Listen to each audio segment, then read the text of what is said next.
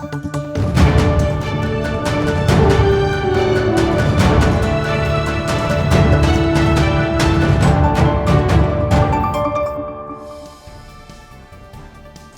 warga Jakarta, jumpa lagi bersama saya Anton Haryadi dalam program Berita Jakarta hari ini.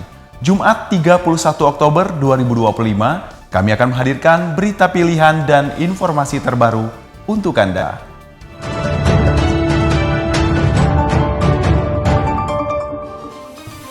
Warga Jakarta, sebelum kita ke berita utama Berita Jakarta hari ini, dari meja redaksi telah kami siapkan 3 berita pilihan dari website beritajakarta.id berikut ini.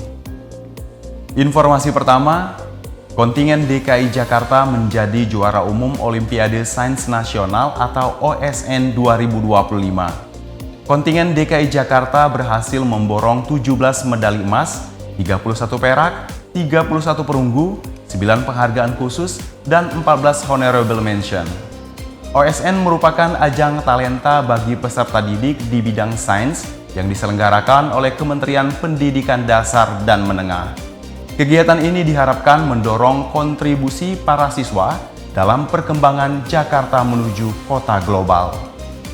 Kemudian informasi dari Dinas Kominfotik DKI Jakarta menggelar pelatihan voice over bagi ASN dan PJLP.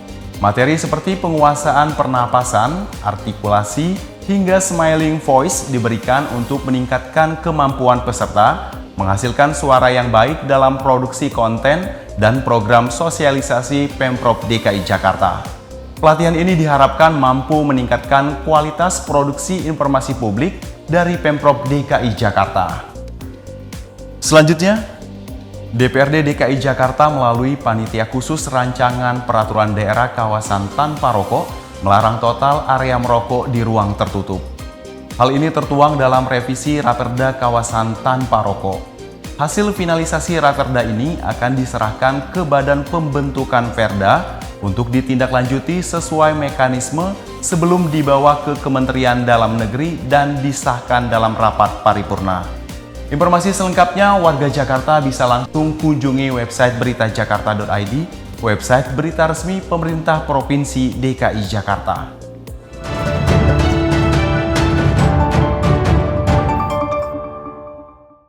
Kita beralih ke berita pertama Berita Jakarta hari ini. Gubernur DKI Jakarta Pramono Anung menargetkan layanan air limbah berteknologi Jepang bagi 1 juta warga Jakarta. Proyek pengelolaan air limbah Jakarta Storage Development Project atau JSDV Zona 1 ditargetkan selesai pada tahun 2027. Gubernur DKI Jakarta Pramono Anung meninjau proyek Jakarta Sewerage Development Project atau JSDP Zona 1 di Pluit, Jakarta Utara. Proyek JSDP Zona 1 memiliki kapasitas pengolahan 240.000 meter kubik per hari dan akan melayani warga Jakarta Pusat, Jakarta Barat, serta Jakarta Utara. Hari ini melihat mengunjungi secara khusus untuk yang disebut dengan Jakarta Sewerage Development Project Zona 1. Sebenarnya proyek ini proyek yang sangat-sangat strategis sebagai kota global, kota inklusif, kota untuk ke depan, maka penanganan air limbah itu harus diatur dengan baik. Sekarang yang sudah selesai baru di zona 0 yang ada di Setiabudi dan zona 1 di sini, dan kemudian akan dimulai di zona 6. Sebagian besar pekerjaan dilakukan di bawah tanah dengan kedalaman mencapai 30 meter menggunakan teknologi dari Jepang. Pramono mengakui pengerjaan proyek penting ini menimbulkan kemacetan di sejumlah titik. Ia berjanji akan memperkuat komunikasi publik dan rekayasa lalu lintas untuk mengurangi kemacetan di sekitar titik proyek. Tim Berita Jakarta melaporkan. Berita selanjutnya, pemerintah Provinsi DKI Jakarta terus berupaya meningkatkan layanan kesehatan bagi warga Jakarta yang membutuhkan. Gubernur DKI Jakarta Pramono Anung melepas ratusan petugas pasukan putih yang akan memberikan pelayanan kesehatan secara langsung ke rumah warga. Sebanyak 584 petugas pasukan putih resmi dilepas Gubernur DKI Jakarta Pramono Anung di Balai Kota Jakarta Pusat. Pasukan putih ini merupakan tenaga kesehatan yang akan memberikan pelayanan dari rumah ke rumah, khususnya dengan warga dengan keterbatasan fisik atau psikis, serta yang memiliki tingkat ketergantungan tinggi.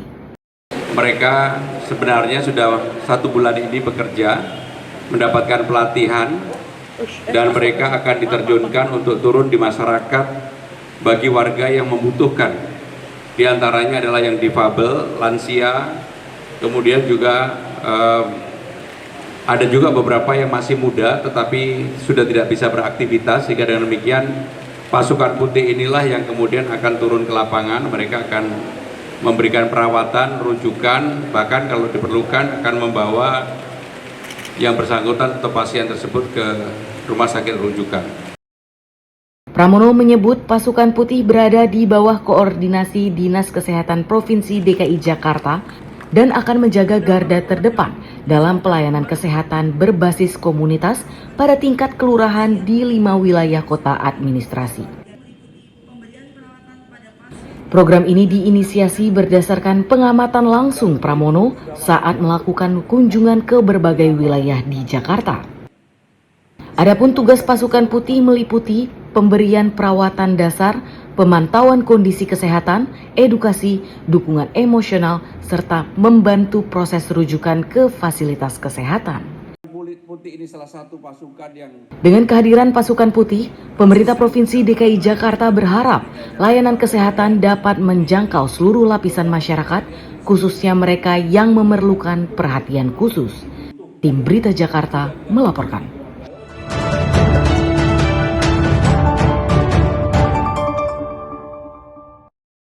Kita ke segmen Info Jakarta. Kabar baik bagi warga Jakarta, khususnya gamers. PT Transjakarta mendukung pelaksanaan event e-sport Free Fire World Series Global Finals 2025 di Velodrome Jakarta Timur pada 31 Oktober hingga 15 November 2025. Selain menyediakan rute khusus menuju Velodrome, Transjakarta juga menyiapkan aktivitas bagi penggemar game di Jakarta. Salah satunya pemasangan instalasi khusus Free Fire di halte Transjakarta Duku Atas, Bundaran HI, Monas, dan Cawang Cikoko. Pengguna Transjakarta bisa mendapatkan merchandise dan bundle Free Fire World Series secara gratis.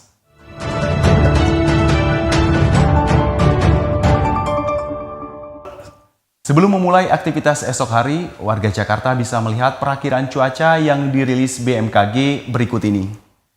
Dikutip dari laman bmkg.go.id pada Sabtu 1 November 2025, diperkirakan sebagian besar wilayah Jakarta akan diguyur hujan ringan. Wilayah yang diperkirakan akan diguyur hujan ringan yakni Jakarta Pusat, Jakarta Utara, Kepulauan Seribu, dan Jakarta Barat. Sementara Jakarta Selatan dan Jakarta Timur diperkirakan hujan dengan petir. Suhu udara diperkirakan berkisar antara 24 hingga 30 derajat Celcius. Masyarakat diimbau tetap waspada terhadap perubahan cuaca. Demikian program Berita Jakarta hari ini. Saya Anton Haryadi dan tim redaksi undur diri. Menyongsong 5 abad Jakarta, jati diri Indonesia, megapolitan dunia. Sampai jumpa.